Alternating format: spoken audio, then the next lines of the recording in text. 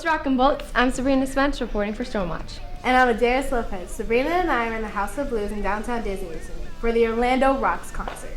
The concert showcased several local bands, and we were lucky enough to get a chance to have a sit-down interview with Leaving Haven. With members hailing from all different areas of the country, the band has come together in Central Florida to provide us with an amazing sound. If you haven't heard their music yet, you need to check it out. In the meantime, check out part 1 of this 2-part interview with Leaving Haven.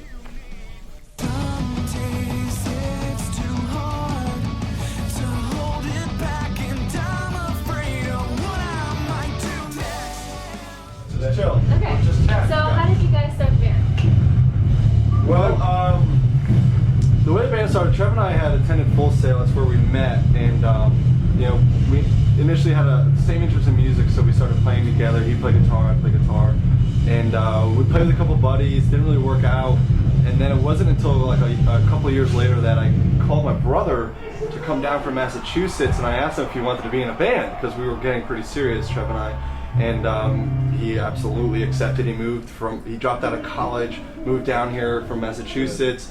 We started playing together, but it wasn't until about a year and a half later or so that we got in touch with Mike, who had just left his previous band because that dissipated. And then before a couple weeks later, he introduced us to Madison because we were looking for a bass player. Yeah. So that's how we all came together. So how has this whole experience changed your lives?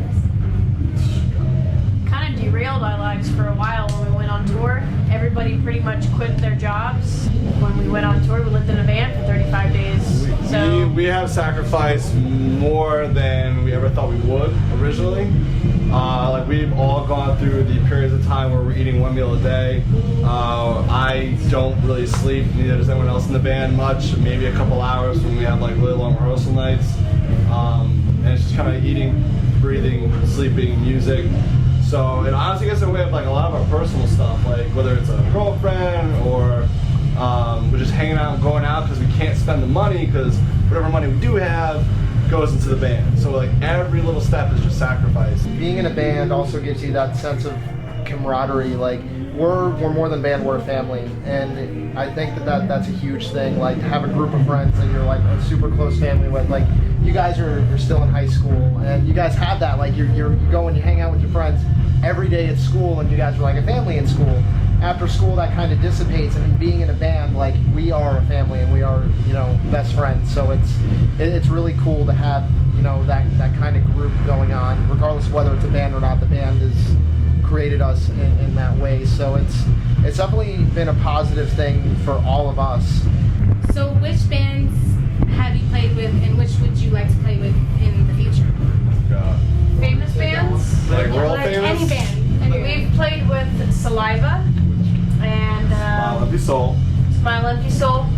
We opened up for Queensryche here at the House of Blues in March.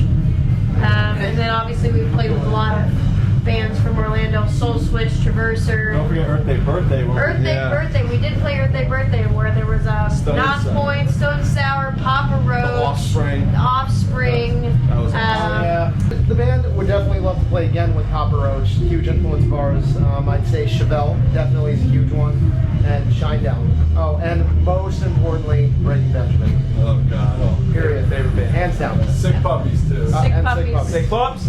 Puppies for sure. Major influence for me personally. Absolutely.